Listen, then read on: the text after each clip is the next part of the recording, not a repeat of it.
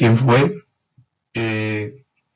siendo una de las principales figuras del siglo XIX, uno de los militares más importantes, y luego los problemas que tuvo a raíz de su ambición por conquistar todo el continente europeo.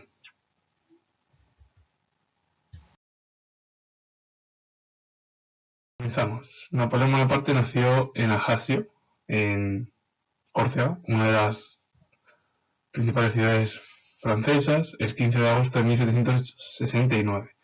Fue una de las principales figuras durante el periodo revolucionario de la Revolución Francesa, desde 1789 hasta 1799, y entre 1795 y 1799 fue directorio junto a otras de las principales figuras como fueron Sieyès y Ducos, y entre 1801 y 1804 fue nombrado cónsul vitalicio, y a partir de 1804 hasta 1815 fue nombrado emperador de Francia, hasta que en 1814 fue derrotado en la batalla de Leipzig por los aliados, en la que Gran Bretaña lideró la coalición, la sexta coalición, y se abdicó y se marchó a la isla de Elba.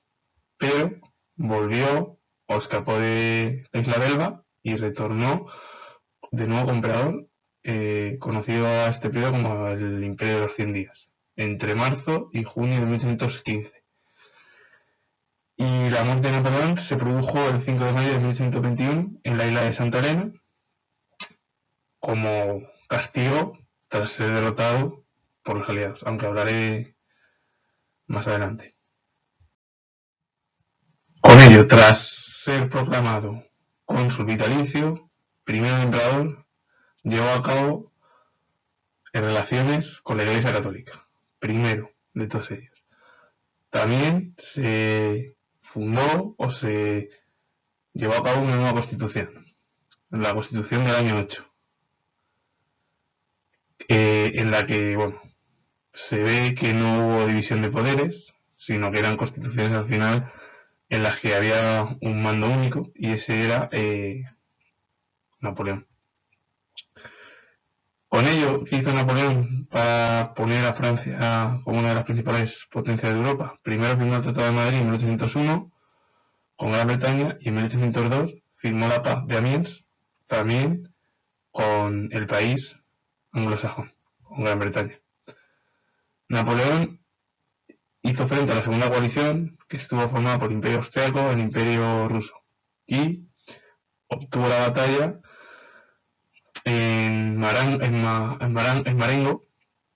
en 1800, y eso provocó la derrota de los austriacos.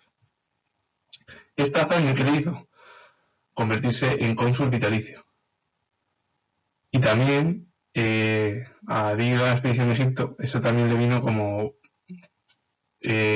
una serie de épicas que hizo en Egipto, que le provocó también convertirse, aparte de la batalla en Marengo frente a los austriacos que los derrotó, le provocó que, con lo que he dicho antes, que le nombraran cónsul vitalicio. Y cuando se convirtió ya con el consulado más o menos como principal figura del periodo francés, pues consolidó a Francia dentro del liberalismo, modernizó todas las leyes, elaboró un nuevo código civil. También ordenó llevar a cabo un código del comercio y la educación pública. Todas estas ideas que impuso Napoleón durante su periodo hicieron que el antiguo régimen se modificara, porque antiguamente los estamentos nobiliarios y eclesiásticos eran los que mandaban. Pues con ello ya Napoleón ya no quería tantos estamentos privilegiados, sino por sus méritos, y eso provocó una gran modernización en el país, claro. Tras finalizar el consulado, Napoleón se convirtió en emperador de Francia. Desde 1804 hasta 1815, una década, y la reforma que llevó a cabo Bonaparte fue proclamar a Francia como una de las grandes potencias de Europa frente a uno de sus principales rivales, como fue Gran Bretaña. Francia y Gran Bretaña habían estado a lo largo del periodo de la Edad Moderna en disputas, también había estado España y otros países. Pues en la Edad Contemporánea, algo similar. Francia y Gran Bretaña continuaban con las disputas. ¿Cuáles fueron los principales problemas que tuvo que hacer frente a Napoleón? Primero, su principal rival, Gran Bretaña. Después, la Guerra de la Independencia.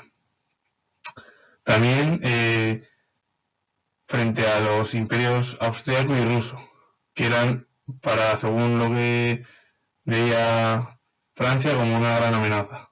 Además, estas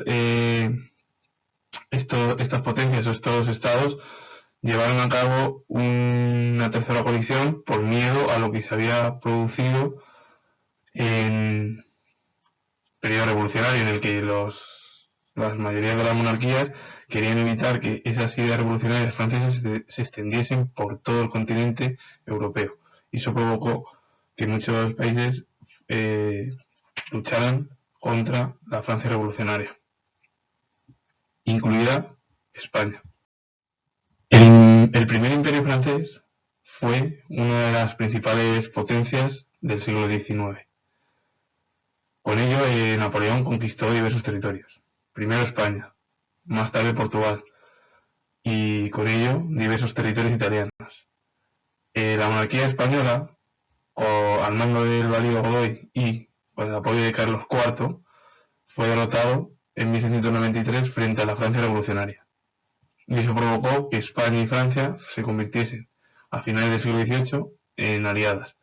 También en 1805 la escuadra hispano-francesa fue derrotada en Trafalgar frente a Gran Bretaña. Eso provocó que la monarquía española fuera ya definitivamente derrotada en los mares. Y con ello ya dejaba de ser una de las principales potencias de Europa durante el periodo contemporáneo.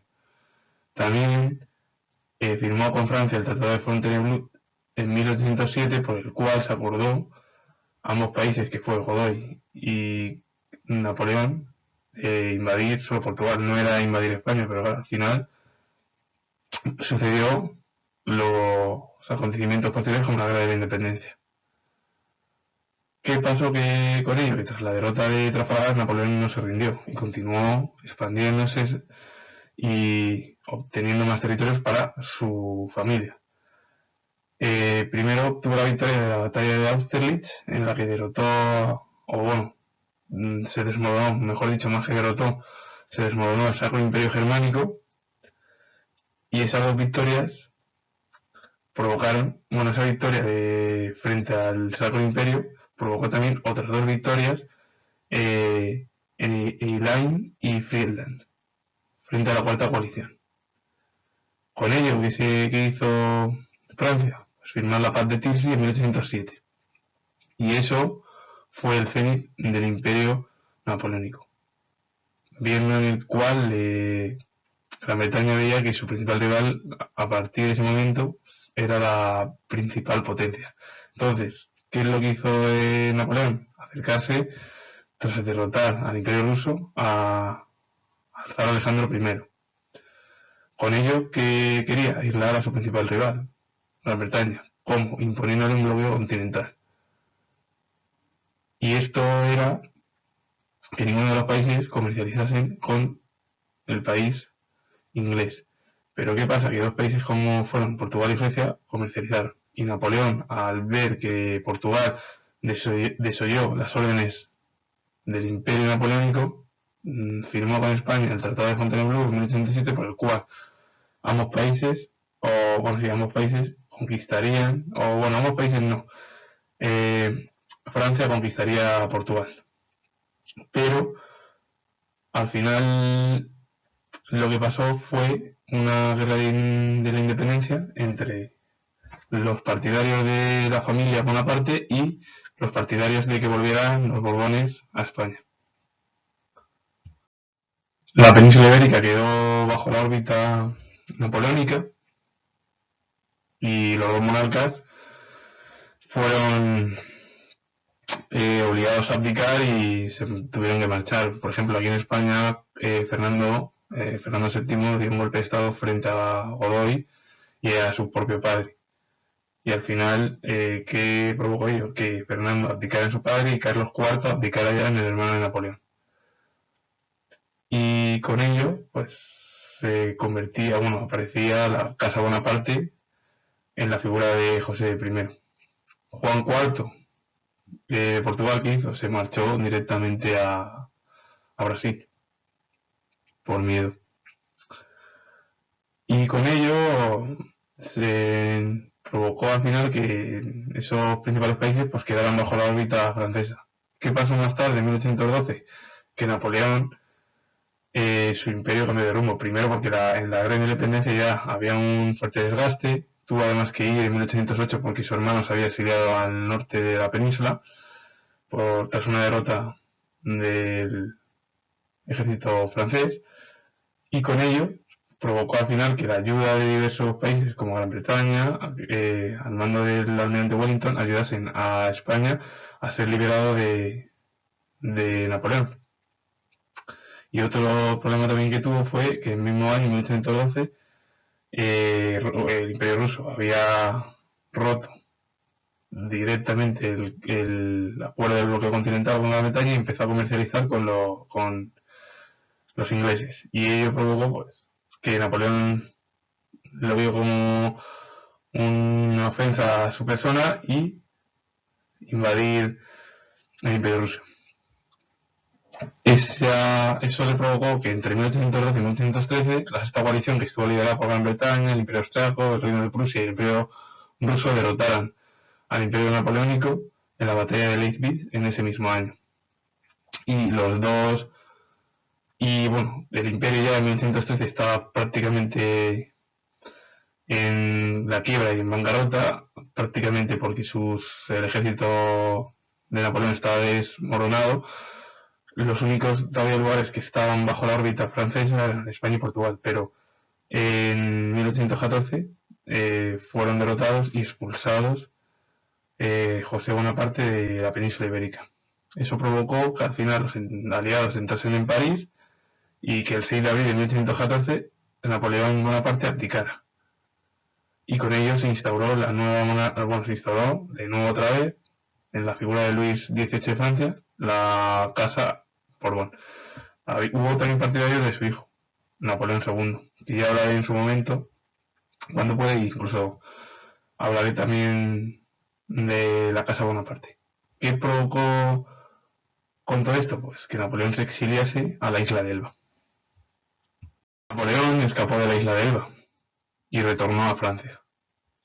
Muchos de los partidarios le apoyaron y eso provocó que el monarca Luis XVIII se marchase de nuevo fuera del país.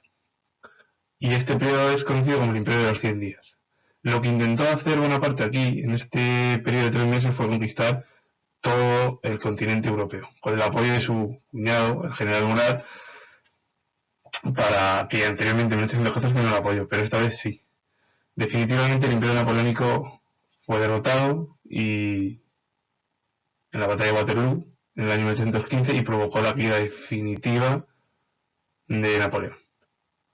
Con ello no se ve que el imperio duró una década. ¿Y qué consecuencias trajo a Europa estas ideas? Primero, que Napoleón fue castigado y se le deportó hacia la isla de Santa Elena, muriendo en 1821. Todo el legado napoleónico sí entró en Europa con el liberalismo, el código civil, el modelo napoleónico. Tras ello comenzó el periodo de la Restauración y la Santa Alianza por toda Europa.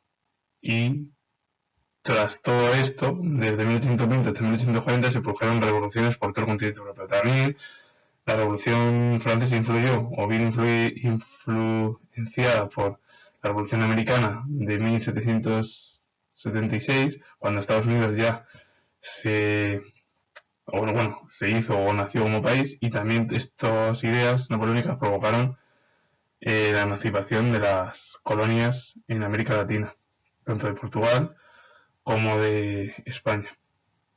Bueno, un saludo, si os ha gustado decirlo, darle a like y suscribiros.